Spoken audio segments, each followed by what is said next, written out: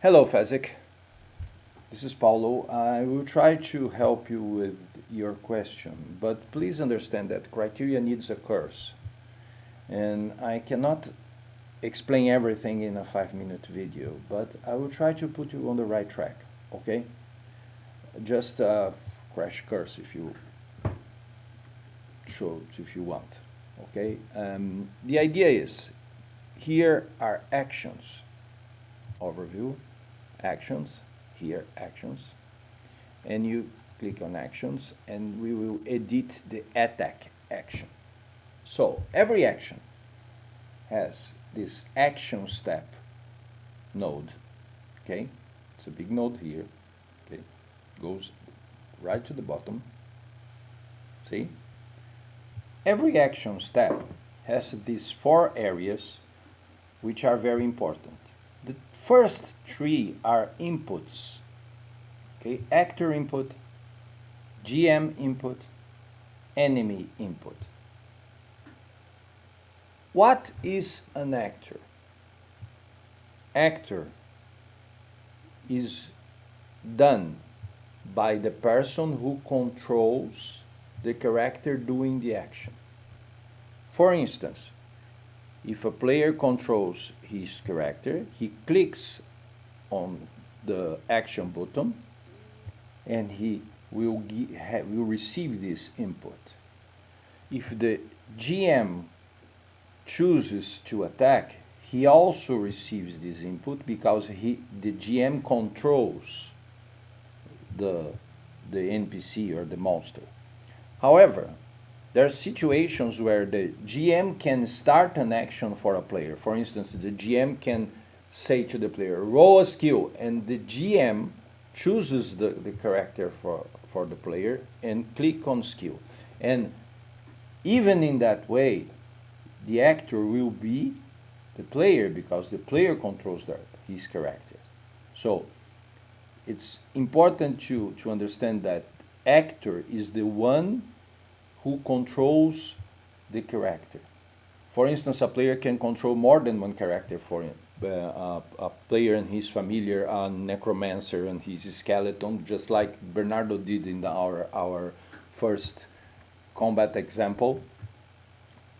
And then the input will be for this actor. GM input is just for the GM, usually used to choose rules. And the skill, we have a very interesting example.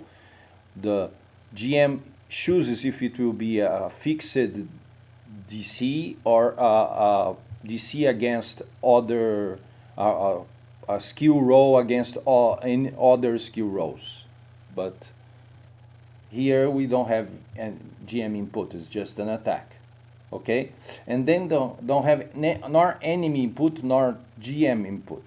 Okay, but the idea is that this is the input will be made by the dungeon master or the game master, and this is the input chosen by your enemy. For instance, if you cast a spell, you will have saving throws here. If you want to choose something for the saving throw. If you just roll something for the saving throw, the roll will be here. I think we can click on Fireball. And it will be that enemy input has the roll dice for the reflex save. Okay? So that's the idea for inputs. Now, how can you use the result of these inputs? There's this resolution area which will be executed after all the inputs were collected from different computers, okay?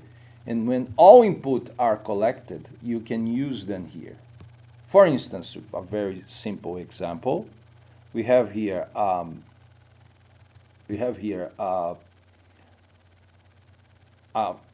test to see if the dice result is 1. It's a critical miss in the attack. So how can I put this dice result here? It's simple. Every input has this this is in English, this is hourglass. This is hourglass here, and you drag this hourglass where you would want it. For instance, this is dice result D20 weapon attack. This is this guy. I simply drag it here. And then I use this dice result here and compare it with 1. If true, it's a critical miss. Okay?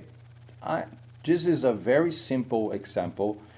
For instance, this is a very more complex example. This is uses the weapon input field to access the inventory, who uses to see if it's a critical hit. But that's for another time. Okay, that's why I said that in 5 minutes I cannot explain everything. But I hope I have answered your question. Thank you. And thank you for trying criteria. I am much happy. Thank you.